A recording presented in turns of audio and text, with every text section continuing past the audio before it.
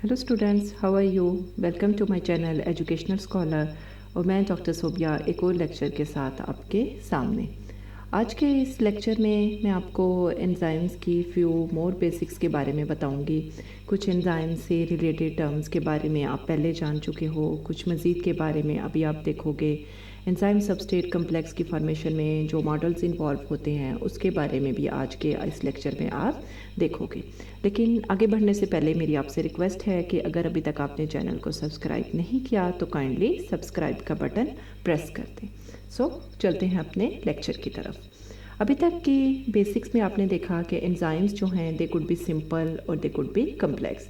Simple only protein, while complex जिसमें आप कह सकते हो कि होलो एंजाइम जिसमें प्रोटीन पार्ट और नॉन प्रोटीन पार्ट जो हैं वो दोनों मौजूद होते हैं। प्रोटीन पार्ट जिसे आप एपो एंजाइम का भी नाम दे देते हो, जबकि नॉन प्रोटीन पार्ट जिसे आप कोफैक्टर का नाम देते हो। प्रोटीन पार्ट और नॉन प्रोटीन पार्ट जब दोनों आपस में अटैच होते हैं तो ये आपको होलो एंजाइम की फॉर्मेशन में हेल्प करते हैं। Non protein part for example जैसे मैंने कहा कि कोफैक्टर जब ये एपो एंजाइम के साथ अटैच होगा then it will help you in the formation of a holo enzyme.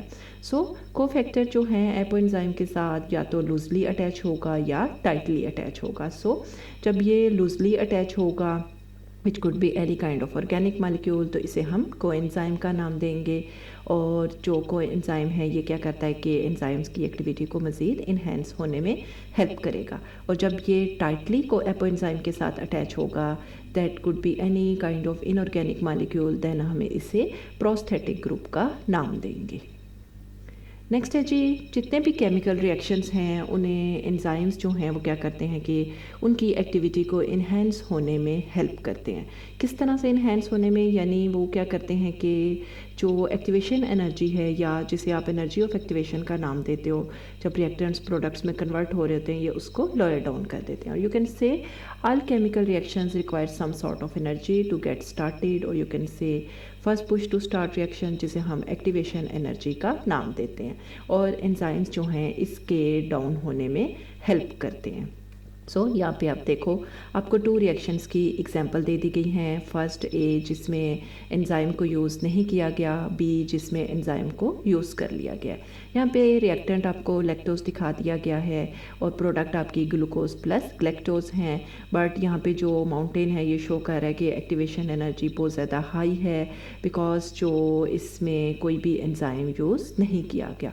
But in this second आपको कंपेयर करके दिखा दिया गया कि लैक्टोज जो है जब in the presence of enzyme glucose plus galactose यानी प्रोडक्ट की फॉर्मेशन में हेल्प हुई है तो उस वक्त जो एक्टिवेशन एनर्जी है यानी माउंटेन देखो आपका काफ़ी डाउन हो गया है, यानी एक्टिवेशन एनर्जी जो है वो काफ़ी डाउन हो गई है।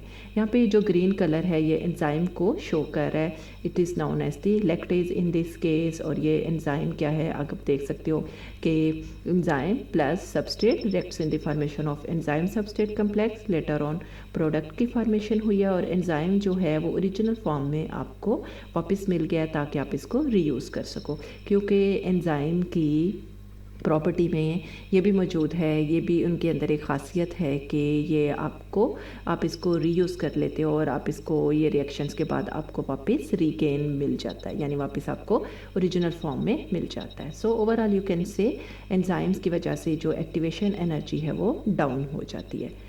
यहाँ पे आपको ठीक है, यहाँ पे प्रोग्रेस ऑफ द रिएक्शन दिखा दी गई है एक्स एक्सिस पे, वाई एक्सिस पे फ्री एनर्जी। यहाँ पे आपको जो ब्लैक और रेड कलर में कंपैरिजन करके दिखा दिया गया है, यानी रिएक्टेंट्स जो हैं they are getting converted into products. But जब एंजाइम यूज़ नहीं हो रहा तो यू कैन से कि एक्टिवेशन एनर्जी जो है वो बहुत ज़्यादा हाई है। बट जो रेड लाइन है ये शो कर रही है कि आपने एंजाइम जो है वो यूज़ कर लिया है, जिसकी वजह से क्या हुआ है कि जो एक्टिवेशन एनर्जी है वो बहुत ज़्यादा डाउन हो गई है। ठीक है, और जो रिएक्टेंट्स हैं वो जल्दी आपके प्रोडक्ट्स के अंदर कन्वर्ट हो जाते हैं। So enzyme increase reaction rate by lowering और you can say decreasing the energy of activation. So इसमें देखो, आप देखो कि एंजाइम सबस्ट्रेट कम्प्लेक्स का बनना बहुत ज़्यादा ज़रूरी है। जब एंजाइम सबस्ट्रेट कम्प्लेक्स बनेगा तभी आगे जाके ये आपको प्रोडक्ट की फॉर्मेशन में हेल्प करेगा। इसमें 2 किस्म के मॉडल्स इन्वॉल्व होते हैं। Number 1 is known as the lock and key model, while second one is known as the induce fit model. अब हम इन दोनों को कंपेयर करके देखते हैं। One is the lock and key model, जिसमें जैसे specific kind of lock can be open by only specific kind of key. तो इसमें क्या होता है, जैसे यहाँ पे ये ब्लू कलर में आपको एंजाइम दिखा दिया गया है। यहाँ पे ये आपको एक्टिव साइट, जिसे हम क्लेफ्ट या पॉकेट का भी नाम देते हैं, जहाँ पे आके सबस्ट्रेट ने अटैच होना है। सबस्ट्रेट और इस एक्टिव साइट की शेप का मैच होना बहुत ज़्यादा ज़रूरी है। अगर मैचिंग होगी तभी enzyme substrate complex and later on product की फॉर्मेशन होगी। अगर मैचिंग नहीं होगी तो ऐसा कुछ भी पॉसिबल नहीं होगा। सो यू कैन से only substrate matching with the active site shape can fit in, ठीक है, और यानी फिट इन होगा तभी एंजाइम सबस्ट्रेट कम्प्लेक्स बना है।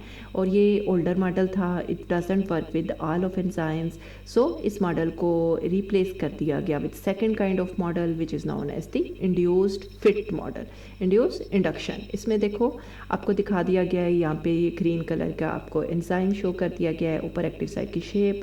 बट यू कैन सी यहाँ पे कि एक्टिव साइट और सबस्ट्रेट की जो शेप है वो टोटली एक दूसरे से डिफरेंट है।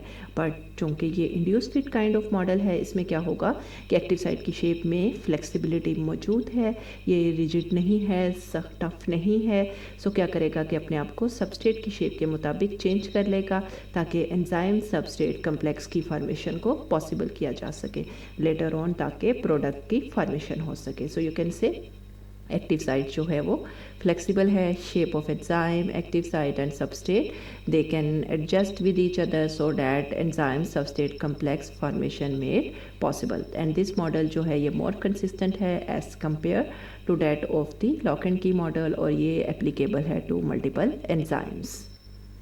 नेक्स्ट है जी एंजाइम कैटालाइज रिएक्शंस। आपने देख लिया कि जब एंजाइम सबस्ट्रेट कम्प्लेक्स की फॉर्मेशन होगी जिसमें एंजाइम और सबस्ट्रेट जो हैं वो एक दूसरे के साथ अटैच होंगे, तो तभी ये लेटर ऑन आपको प्रोडक्ट की फॉर्मेशन में हेल्प करेंगे और जो आपका एंजाइम है वो ओरिजिनल फॉर्म में आपको मिल जाएगा। When A substrate fits properly in the active site it results in the formation of the enzyme substrate complex.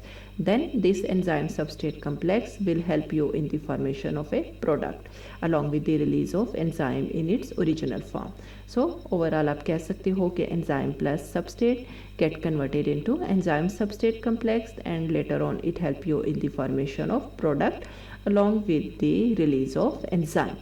और इस साइकिल को आप रिपीट भी कर सकते हो। और दूसरा आप यहाँ पे देखो कि जब एंजाइम प्लस सबस्ट्रेट जो है ये आपको एंजाइम सबस्ट्रेट कम्प्लेक्स की फॉर्मेशन में हेल्प कर रहे हैं, तो यहाँ पे double arrow means it can be reversed, ठीक है, कभी भी वापस जा सकते हैं, बट वंस प्रोडक्ट की फॉर्मेशन हो जाए it can not be reversed. So that was all about few more basics about enzymes. अगर आपको कोई क्वेश्चन हो तो आप कमेंट में मुझसे पूछ सकते हो, और अगर अभी तक आपने चैनल को सब्सक्राइब नहीं किया तो काइंडली सब्सक्राइब का बटन भी प्रेस कर दें। अगले लेक्चर्स में मज़ीद एंजाइमों के बारे में मैं आपको डिटेल्स बताऊंगी। तब तक के लिए अल्लाह हाफिज़।